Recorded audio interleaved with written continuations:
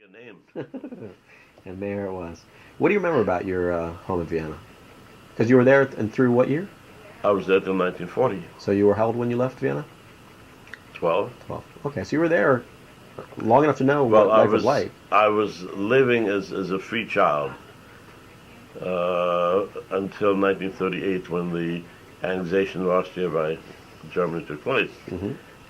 So I had 10 called carefree years. Okay. And then 2 years, which really, I was in the house. The rest never walked out of the apartment or whatever. We'll get to those in a moment. Let's talk about the first 10 years. What do you remember from those First years? 10 years. The first 3-4 years, so very low, Okay, sure. if anything. Um, Do you remember anything about your friends growing up? no, not that early. So we're going to take a break for half a second, and we'll be A right break. back. I will eat my fig. You will eat your fig Newton, and we'll be right back. No Newton. No.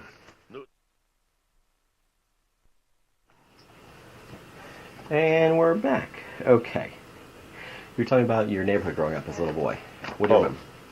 Well, I was born at a very early age. I had heard that. Yes. Yes. And I was very young in my childhood. Hmm. So I don't really remember that much. But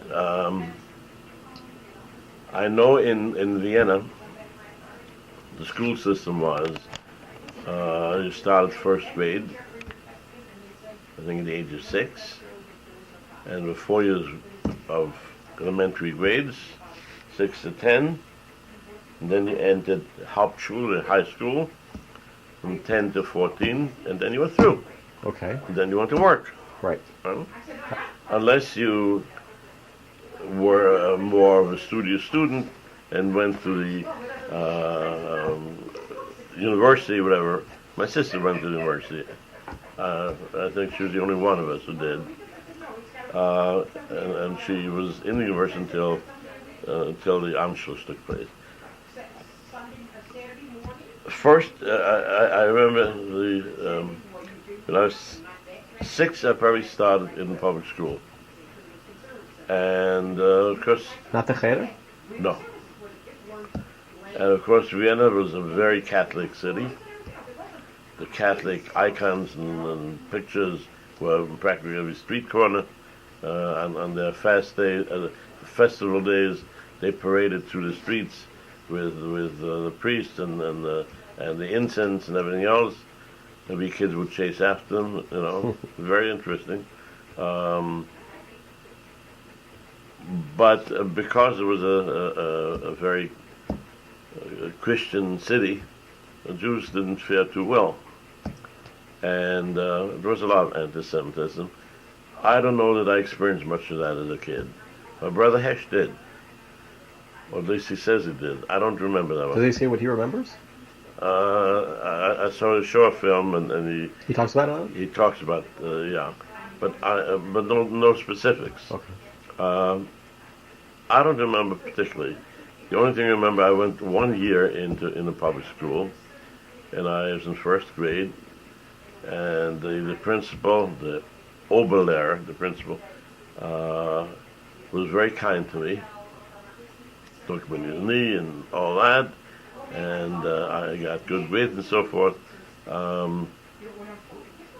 But when packages came from America for the kids, for Christmas, whatever have you, they got the presents and I got the wrapping paper. Oh, that's nice. All right? That's some idea of how much I loved it. But I was very popular with the principal, liked him very much. Second grade, I transferred to the Talmud Torah. Now, any idea why your parents would have chosen to put you in the public school for the first year?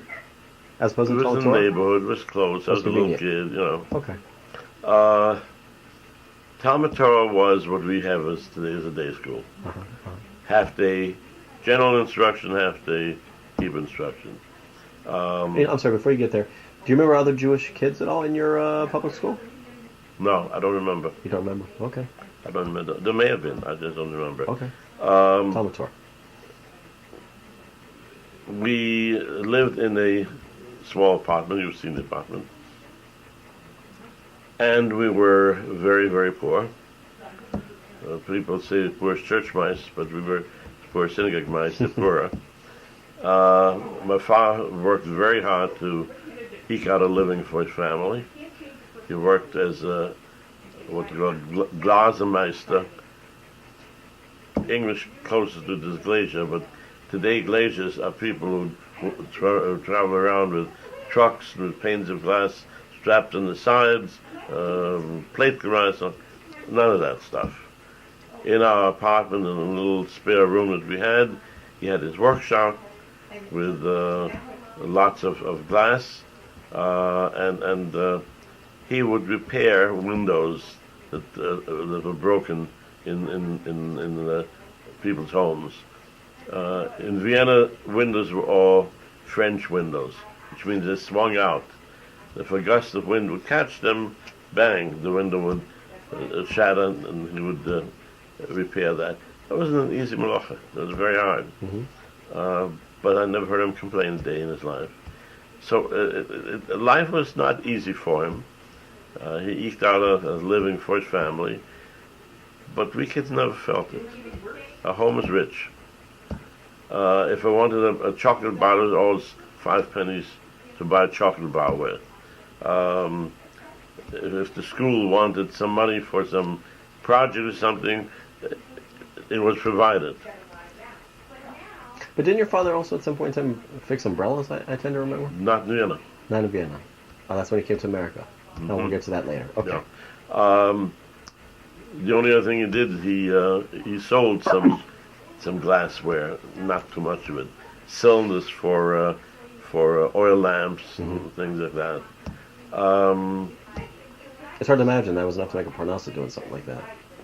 It was, come. Yeah. But as I say, we didn't feel it.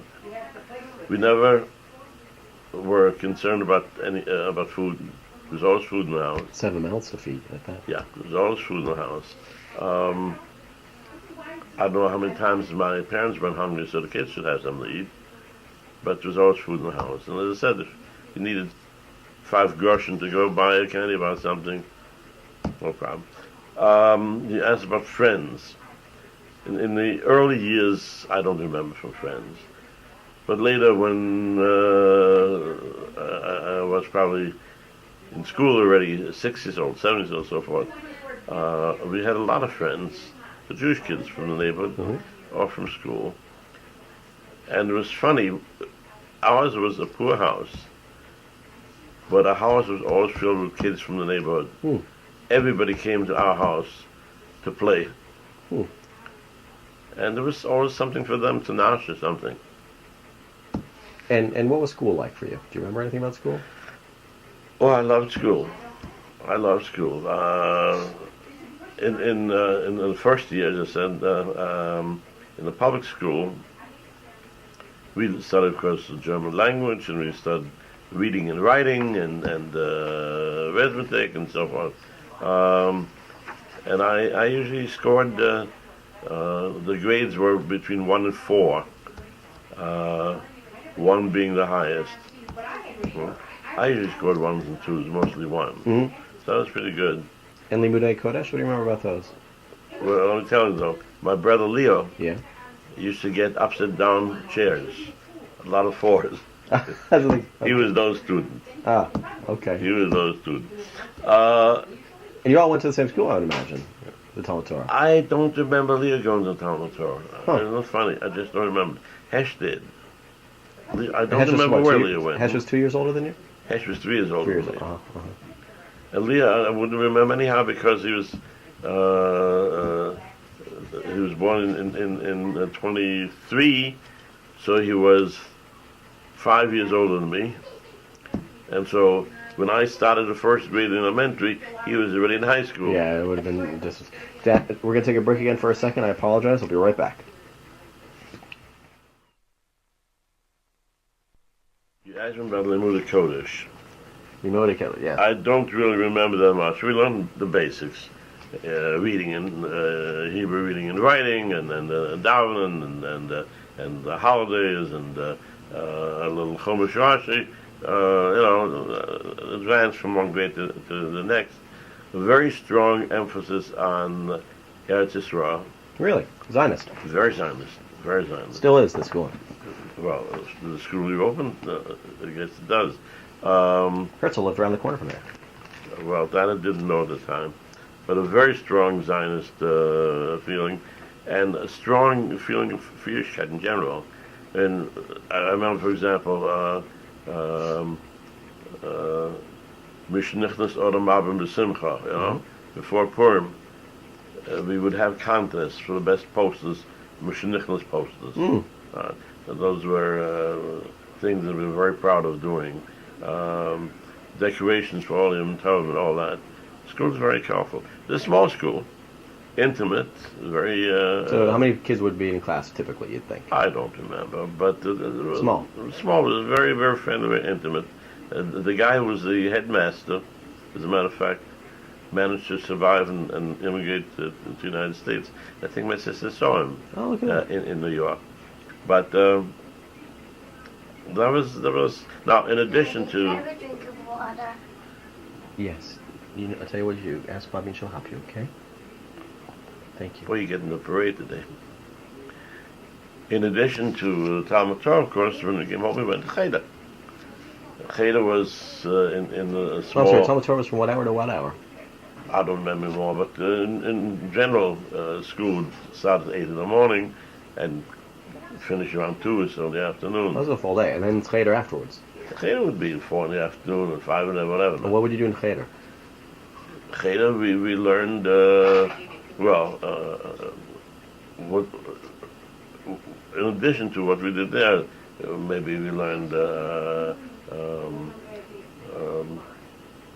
into the Mishnah, introduction to the Yom Tov, Shulchan Aruch. Now, where would Cheder have been taught? Cheder was taught, I think, in our shul. In a small room in the back of the shul. The shul was it was a shtibel on the first floor of an apartment building, and story of that too. But again, all the Jewish kids from the neighborhood would go to the Cheder, and comes Chamishasa, which we know here in America better as Tu B'Shvat. You know, Chamishasa. Chamishasa, there would always be a public get together where we would show off how much we'd learned. You'd get a chance to perform or something, how much you knew of the Shulchan Aruch, how much you knew of the Yom Tovim. Of course, in the older grades, they taught the Gemara. But I never got, I think, to the Gemara level. That's interesting that you would have Cheder in addition to Talmud Torah. Oh, yeah. And would that be every day? You recollect? I don't remember anymore. I think it probably was. And do you remember when you'd come home with your homework? How would that work exactly? You do your homework by yourself? Do you remember your parents helping you with your homework? No, pretty much by myself. If we need some help, maybe some of my older brothers might help or something. Because it's already, I mean, if you're going to Talmud Torah after Talmud Torah, it's already getting quite late. So you you come home, you eat your supper. It's late already. I don't remember schedules, but I do know we went to Talmud Torah. We went to Cheder, but the Talmud Torah might even finished at 1 o'clock. I don't remember. Okay. Because we started early and we finished early. Do you know if... and we didn't waste a lot of time on the things that today are staples of public education. Like what? We didn't have phys ed. All right. We did have what we call it, exercises. But not we didn't play soccer. Right. Was Talmud Torah, that would have been private though, no? It wouldn't have been public school education. It's private. Of course not. Private. So presumably you had to pay for that. I think it was pretty much on the as you can basis. I assume more often people paid. People like my family couldn't afford to pay anything. Right. They didn't pay. I think also to a certain extent, it was supported by the community, the Jewish community. Just like a federation here. Mm-hmm. We had the Kultusgemeinde, the Jewish culture association, and I'm sure that a major portion of the expenses were covered by the Kultusgemeinde. And was your neighborhood, and I remember from being there, Vienna's broken up into different districts. You lived in which district? Second. But your school was not in the second district. It was in the which? School was either second or first. Okay. Now, which wasn't as far apart. No. Bus? Walk? How'd you get there? Bus? What's a bus? How'd you get to school? Walk. Okay. I mean, for a little kid, it wasn't a short walk. It wasn't a short little walk for a little kid. Was your neighborhood typically, was it a Jewish neighborhood or was it very mixed? Mixed. It was very mixed. Mixed. On the corner was next to our apartment was a garage. Still there. Still there. Which before I was born, I think, horse stables. Mm-hmm. And later changed to garage, and where my brother Leo spent most of his waking hours. On the corner, on the next corner was a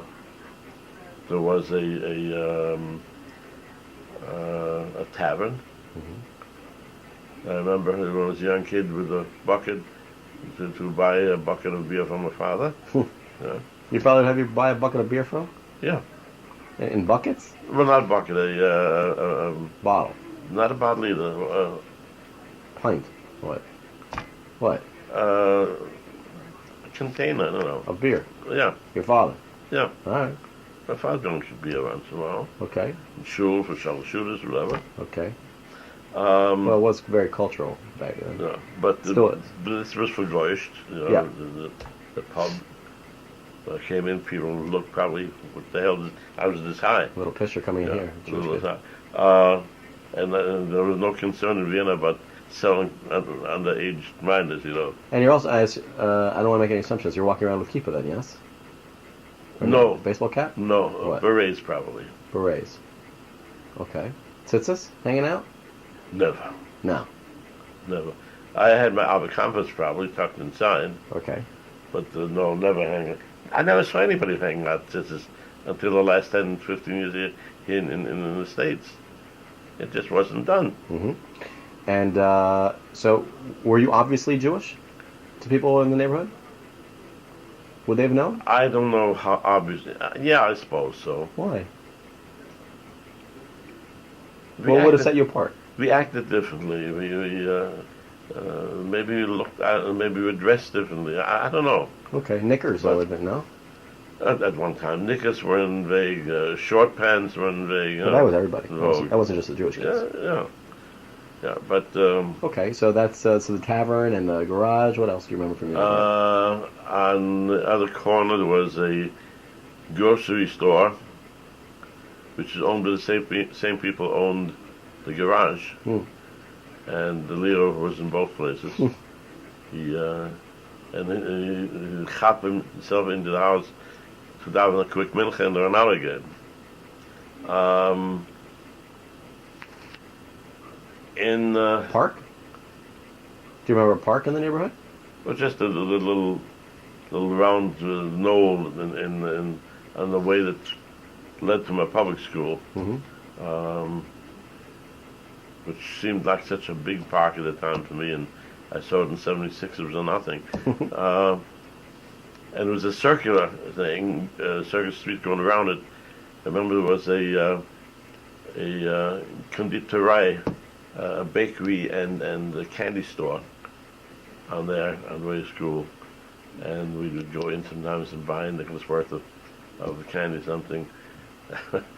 One time, I think. I was supposed to bring some money to school for something, I don't remember what. My mother gave me a few pennies to go, and of course I spent it in the candy store. Sure. And then my mother got a call from the school. What happened? And she straight-faced told me something about she forgot to give it or whatever. Wow. Good mom. Good mom. She didn't fess you out. And the shul was in the neighborhood? The shul was the next block. Okay. And that was in someone's home? No, that was on the ground floor of an apartment building. The thing I remember about, well, it was a small shul, a shtibel kind of thing, with benches and long tables surrounding the center and the on Kodesh and of course the shulchan in the middle. Not much room to pass through. But remember there being a Rav? I don't remember any Rav. Isn't that funny? I don't remember any Rav.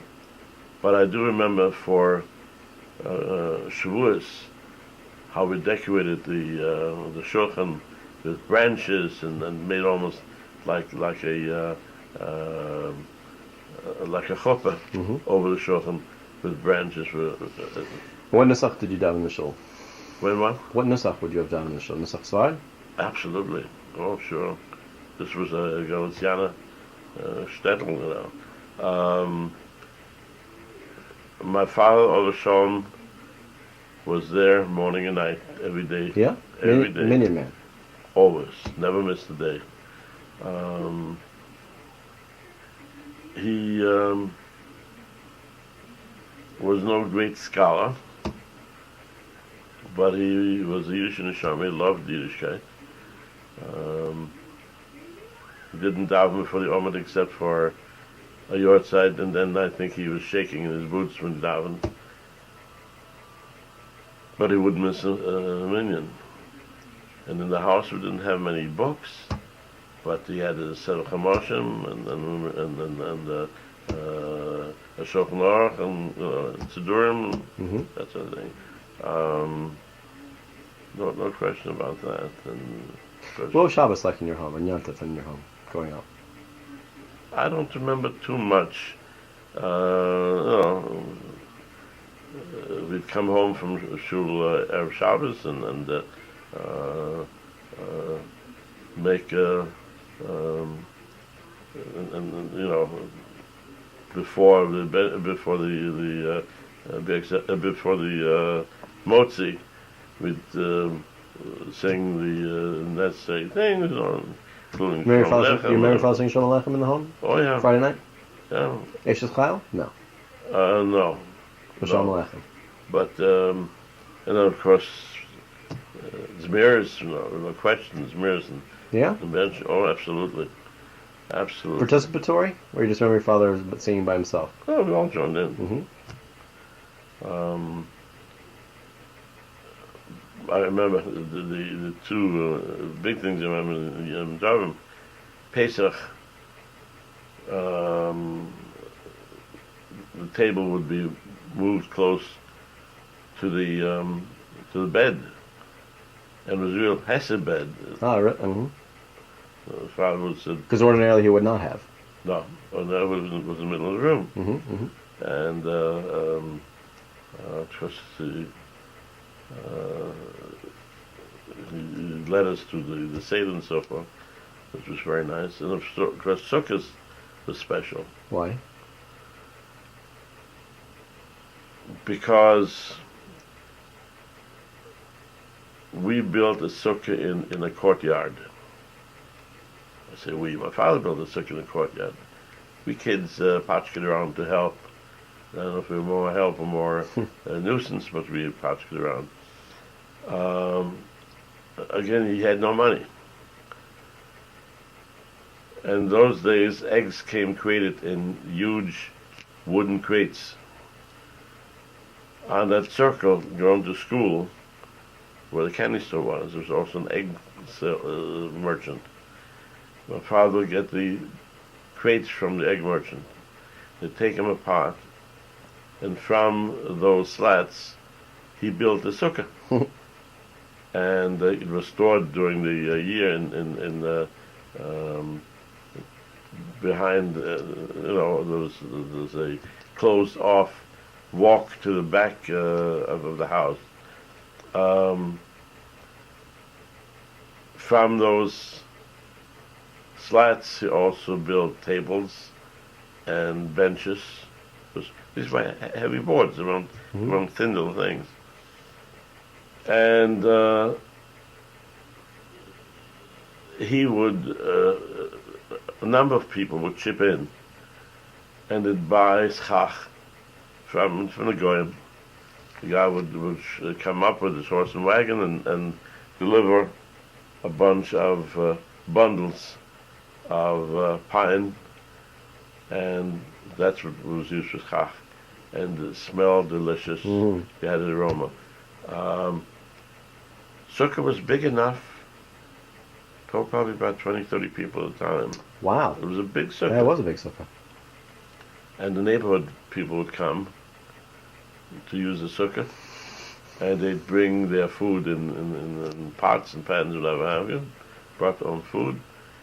But my mother supplied hot tea and lekach. So, what's lekach? Cake, honey cake, whatever.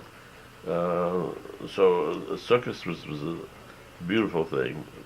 Just as you remember going out to Camp Livingston. Sure. I remember the sukkah we built there. Sure. Of course, we also had we had anti-Semitin who lived on the third and fourth floor, and who occasionally threw down a pot of water. Your father sleep in the sukkah? No. No. No, but we ate all our meals in the sukkah. And so Pesach? So what do you remember from Shavuos? Anything special? So you remember the bundles? The shul? Yeah. Okay. The shul. You remember from Hanukkah anything special? Not really. Light the menorah in the window, or was it considered not a safe thing to do? I don't think we lit the menorah in the window. No. But I don't remember. I just don't remember. Hanukkah was, played dreidels and ate latkes and made dreidels, the little leaden ones. Mm-hmm. Sang Hanukkah songs of it. Nothing particularly strikes. Mm-hmm. Do you remember anything special from Purim? Do you remember dressing up in costumes or anything like that? Oh, sure. I would dress up as a glazier. That was an easy costume to come by. Yeah. Okay. And your brothers also? Oh, sure. Yeah. And would they have things like carnivals? We went from house to house, heint this Purim, morgen Zeus, get my groschen und warf mir heraus. What's it mean? Today's Purim, tomorrow's out. Give me a penny and throw me out. Oh, that's nice. And do you remember making shalchmanas for each other in the neighborhood, or was that not a big thing? I assume it was, but you don't recall that was more for the parents. But you do remember the coins. Kids will remember that. Carnivals in school and things like that? You don't remember that. Maybe. Who remembers? We probably had all sorts of celebrations, but, they come and go. Mm-hmm. What would have been a typical Shabbos meal in your home growing up? Fish. Gefilte fish or fish? Gefilte fish, which my mother made herself. Brought the fish home, carp or whitefish, whatever, and then cleaned it and then chopped it up, ground it on, and made her own gefilte fish. Chicken soup. Chicken. Inevitably boiled. Who had some roast chicken or such thing. Do you have an oven? You had an oven. No, you had a stovetop. That's another story. That's a separate story. But we always had a Vorspeise. Okay. The Vorspeise would have been usually chicken livers and Popix, yeah. Nothing went to waste. No. And it was delicious. Or we'd have fruit for dessert. Usually stewed fruit. Compote. Yeah. And I imagine back then, if you needed the chicken, it was shecht for you, no? Oh, my parents would buy live chickens. The shecher would come to the house and shecht. And I would hold the chicken for the shecher. You remember that? Oh, yeah, absolutely. Absolutely. And then where they do this? In the courtyard? No, in the house. In the house? In the house. That's lovely. Spread out some sawdust. Yeah. That's pleasant. I like my chicken the way it comes. I'll wrap it up in cellophane in the fridge. And then my mother would have to clean it, pluck the feathers. Sometimes they have plucked feathers, and clean the chicken. And your mother first saw a whole chicken she always fainted. That's a chicken. That's not a small job. Not only that, but it smells, and it's very unpleasant to go through the entrails and the whole thing. Oh yeah, sure. And the head, my goodness, and the legs. Yeah, the chickens aren't supposed to come that way. But I'll tell you something, American chickens are born without heads and legs. You know, it's funny, we had a friend over. Also without wings. There was I don't know, an acquaintance. When's the last time you tried to get a wing of feathers to be border comments with? No, you can't. You can't. Exactly. No, I mean, well, sort of this way. If I need it, I buy it in the store. Special. But not because... Not in a butcher store. No. It's selling kits, and they make a lot of money on Yeah. it. Some entrepreneur thought But in those days, you'd go to the butcher store and you'd get chicken feather. Yeah. There was a guy who we had over for a meal several years back in Queens who was either Iranian or Iraqi, one or the other. Mhm. And his family had a farm, and they had live chickens on it. And when we had him over, he said to us, "Listen, I got to tell you something for what it's worth. This chicken does not taste like chicken. Because the chicken that we grew up on tastes like chicken." And he said, not only does the flavor different, he said, but the bones of the chicken that you buy in the store are very soft. He said, when we tried to crack open a chicken bone from one of our farm chickens, he said, you can break it open. It was so hard. Because it was farm chicken as opposed to factory chicken. So there was a definite difference between the two. Here in the States? Yeah. In Vienna, there was no such thing as factory chickens. No, they didn't have... No, that's a modern thing. But we didn't have a refrigerator or an ice box. I mean, who had such a luxury? So how do you keep this stuff fresh?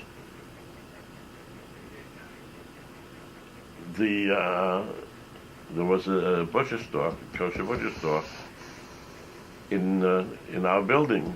In your building? In our building, in front. Okay. Right next to our apartment back there. Okay. So my mother would bring... That's not there anymore. No. But my mother would bring her chicken soup and chicken into the butcher store, and he would put it on the ice. So he served as the communal refrigeration? I don't know if everybody would do for us. That was nice. And then she'd take it out. And sometimes the ice wasn't quite up to snuff, and the soup would be a little sour, but... But you never, which means that you never cooked for what you needed for the time. You didn't cook in advance. Only on Shabbos. Only Shabbos. I'm saying, but even during the week, no. You didn't cook in advance. There was no place to store it. You cooked for that time, for that meal. For that meal. My sister was great friends with, I think, the daughter of the butcher, and she met her in New York. It's amazing. And rolls and baking that she did herself, no? Or did you go to bakery? My mother was a good baker. She made good cakes and rogalach and all these things. Did she make her own challahs? She made her own challahs. Yeah. Bread we bought. Bread we bought in the bread store. You know, those big round breads. Rolls we bought in the store. But you were saying, so you didn't have a refrigerator, but you had a stove and oven? When my parents first moved in, there was a wooden stove. And in our big room, multi-purpose room, there was a pot-bellied stove. Okay, that was for heating. With a large pipe for eggs. That was for heating. In the kitchen, there was, when she first moved in, a stove which worked with wood and coals, maybe. That's a mess. Eventually, as gas came in, that was changed to a gas stove. But that wasn't till years later. It was never electrified. And that being the case, what was your lighting in your home? When I was a kid, it was really electric lights. It was, okay. Yeah. But at one point it was gas. Okay. As a matter of fact, I think our electric lights were converted from the from the gas line. Gas or electric. So she did have an oven, and she did have a stovetop. Yeah, Okay, so she could do her own baking and cooking. And despite that, you had boiled chicken as opposed to baked chicken. absolutely. Didn't know from baked chicken. And she made delicious potato, what we call bulbenik, which was really a potato pancake. Made was delicious. And my mom was a good cook. She used to render the chicken fat. We'd fight over who gets the gribbiness. You know. I can't imagine there's a lot of variety in the diet. I don't think there was much variety, but you'd have cucumbers, tomatoes, peppers, shredded Radishes and potatoes. radishes, Potatoes. Sure. potatoes, of course. Steak. Of course. And Mother made her own sour cream. she made her own sour cream. How would she make her own sour cream? Not sour. Yeah. No. She just puts milk up. Butter. Hmm? She made sour cream or she made butter? Not butter. She made sour cream. How'd you make sour cream? Let the milk turn sour? Yeah. I don't know. I don't know. And she made the challah. Did your father make the wine? Oh yeah. My father used to do it every year, Pesach and everything else. What would he do? In gallon jugs. I've never been able to replicate it. I tried it in my younger years, and it came out. It probably was very good wine. Grape but juice. No? but no. Wine? Really? Yeah, but as far as I was concerned, it was sour. That's good wine. And dry. Do you remember his tasting that way? No, his wine was sweet. He may have loaded it with sugar. Yeah. Probably, you know. Yeah. From raisins, though, not from grapes. From grapes. From grapes? I thought you said from Absolutely raisins. grapes. No, for Shabbos, my mother would make virgin wines. That's the raisins. It's simply buying dried raisins and boiling them for virgin wine. But for Pesach, for Yontif, my father made wine from grapes. And he'd ferment it. Yeah, for sure. Do you remember toys in your home at all? Sure. What do you remember playing with? We had dominoes. We had what else? Chess, which I didn't play. I was too young, but it was there. Card games, checkers? Probably, yeah. And Hanukkah time. Yeah. You'd get what? Would you give presents? Did you get presents? Yeah, not Gelt? Hanukkah gelt. Oh, Hanukkah gelt. I get a few. But Hanukkah gelt then was not chocolate. It was a coin or two. It was real gelt. Maybe 5 groschen, 10 groschen, but it was money. Shabbos, you go to shul with your father? Of course. Yontif with your father? Of course. But not during the week. Sometimes milchama, but usually not. Davening in school? I don't remember it, but I'm sure we did. I'm sure you must have. And aside from your father being a very hard-working man, what do you remember of your relationship with your father as a young boy? Or was he always consumed with his work? No, he wasn't the kind of father that you think of who goes out to play ball with his kids. But he was very good to his children. Very. Do you remember him being a very kind-hearted man, or Oh, yeah. stern? And I remember, for example, there was a Goya who lived out in the boondocks. She had her own, I don't know, a miniature farm or something. And somehow my father got very close to her. I don't know if he repaired some things or whatever have you. And he would take us out there, maybe once every 2 or 3 years. She had her own beehive and her own honey. And she would give us a piece of bread smeared with that honey. It was That's living. it was machaya. That's wonderful. So he would take us on the trolley all the way out to Yenin Metzveld. That's nice. That's a nice memory. Uh, a number of summers, we went to children's camp, which was, I guess, run by the community, whatever. In the neighborhood? No, Not overnight camp. Overnight camp. Yeah. Probably for a 2-week period or a 4-week nice. period, whatever have you.